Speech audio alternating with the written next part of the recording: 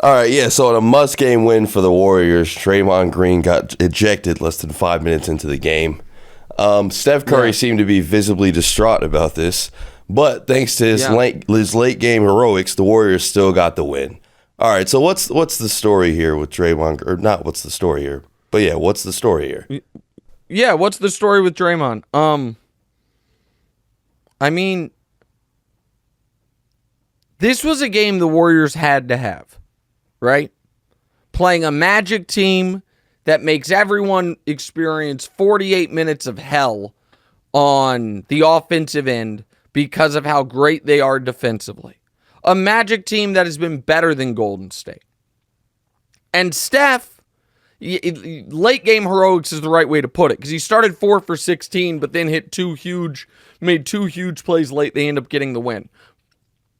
Despite Draymond's nonsense. And we are now to a place where the Warriors don't defend him. The Warriors aren't like, oh, it's unfair. And if you didn't watch what happened last night, we're 3 minutes into a game. A foul is called on someone else.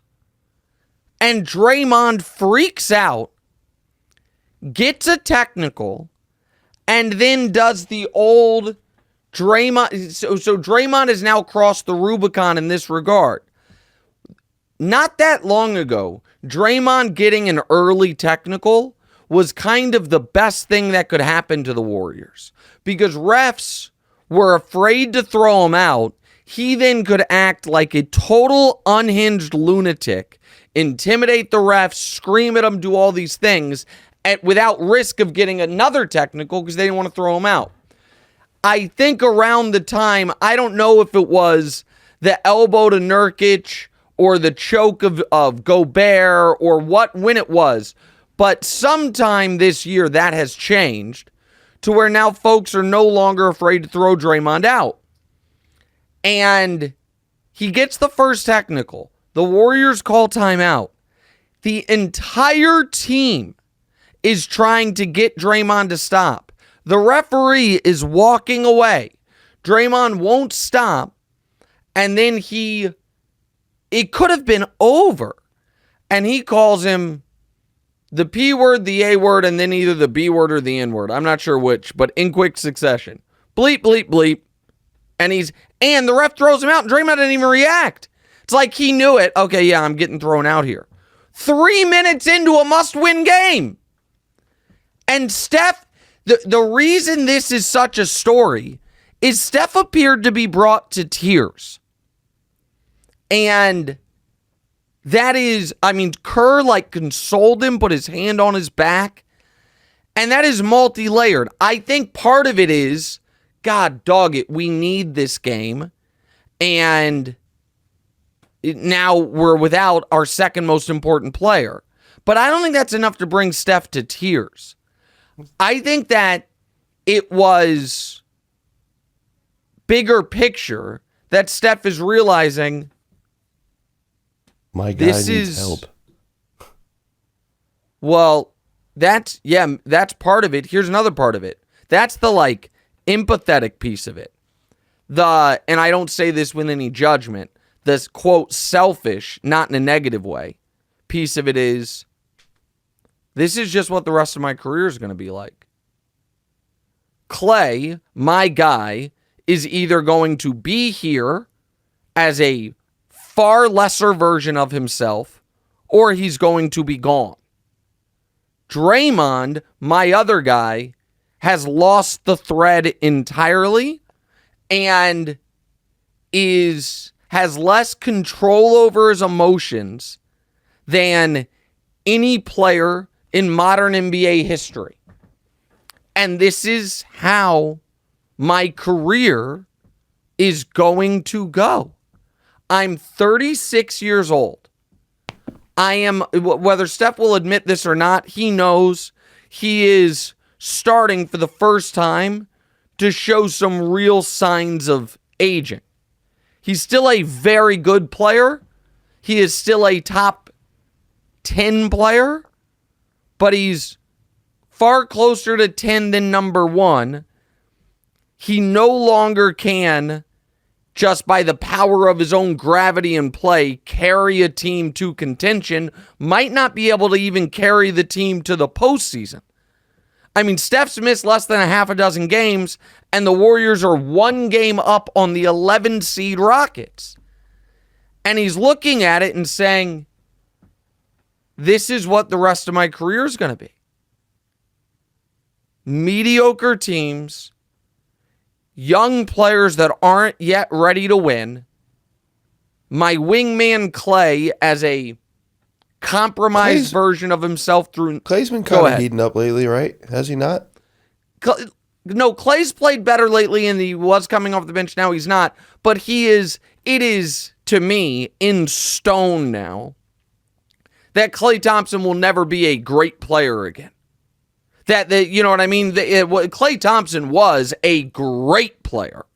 Yeah. And the injuries made him...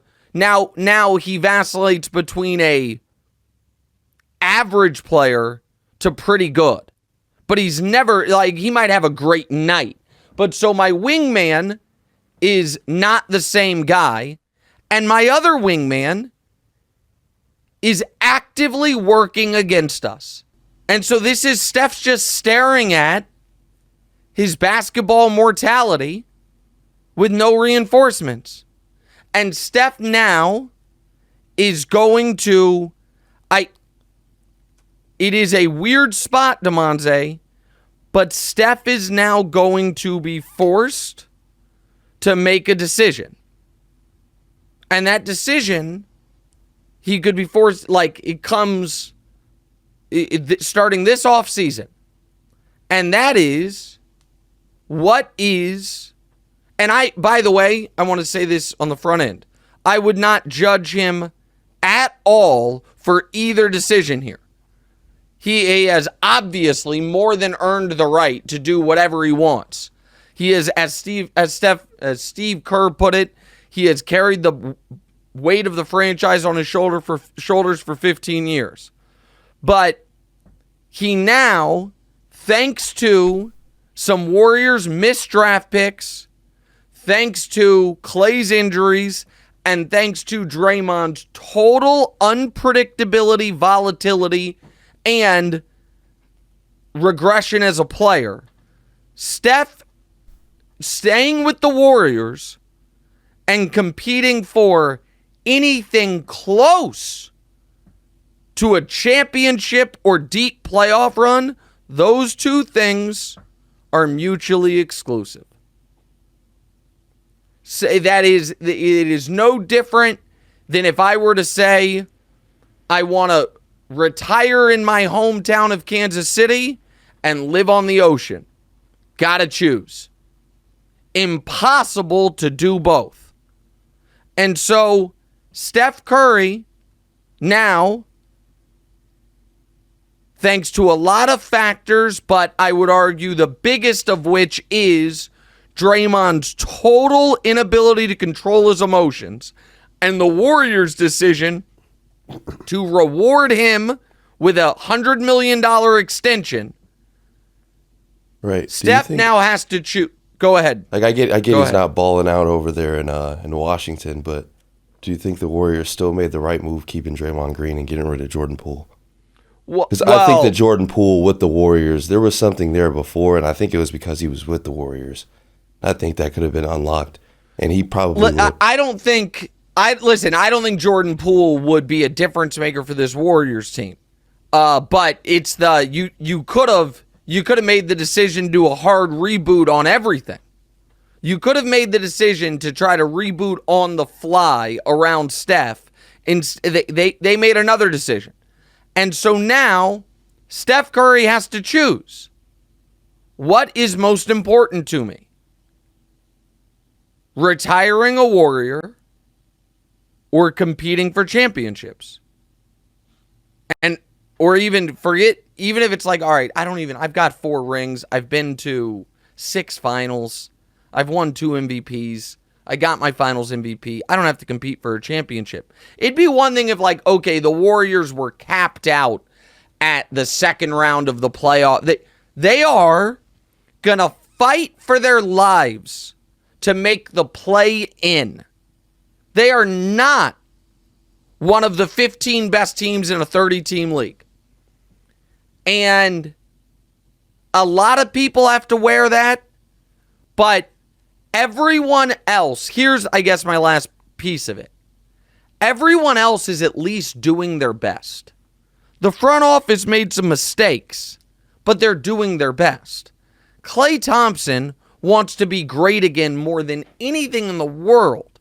His body won't allow him, but he's doing his best. Draymond Green has the easiest job of everybody. Just don't be an asshole. And he can't do it. And so it's and it's crazy. He has like put his guy Steph Curry in a tough spot. Seeing that reaction from Steph Curry, I feel like should hit a switch. Like, I think if something else happened, it didn't? Go ahead. You know how I know it didn't? Did you see after the game what happened? So Steph hits the three and then does a very emphatic night that it felt weird that he was doing it as long as he did it and as angrily as he did to Orlando. I understand Orlando's good this year, but it's like, give me Steph doesn't typically do that in a regular season game against the Magic, right? Like the night celebration is kind of reserved for bigger moments, right? He did that, then he went over to the bench and angrily kicked his chair. In the tunnel, Draymond is waiting for him, smiling, doing the night. Like, we're good, buddy. Good job. That is not the disposition of someone that realizes the gravity of their actions. Yeah. So, I feel for Steph. I do know that the two iconic guys of this era are obviously the two most iconic, LeBron and Steph. I'll tell you this much right now. LeBron wouldn't be waiting around. Now, and again, that's not a value judgment, but LeBron would not be like, okay, yeah, so I just can't compete for titles for the next 2 years. So be it.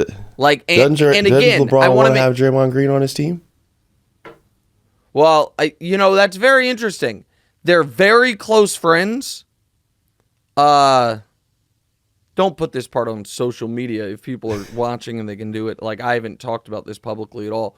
LeBron, to his credit, and I'm probably hurting it here, attempted, the producers don't even know this. You're the only one that knows this. LeBron, to his credit, attempted to personally reconcile Draymond and my relationship. Trying to kind of bring people together. And he loves Draymond. And a lot of folks love Draymond Green the person. But Draymond on the court, his lack of impulse control is historic. And historic. You can there is I understand that the Warriors don't become the Warriors without Draymond Green. There's no question about that. He is an all-time legendary player. But a lot of people believe they would have won the championship in 2016 if he doesn't hit LeBron in the groin and get suspended. I don't believe that. A lot of people do. I think everyone agrees their title defense would have gone differently had he not punched Jordan Poole right before the season started. And everyone must acknowledge this year would have gone differently if he wasn't suspended for a quarter of the season due to on-court violent acts. That after which, when he said, I'm changed, I'm this, I'm that, he now, last night's getting thrown out of a game 3 minutes in. All right, next.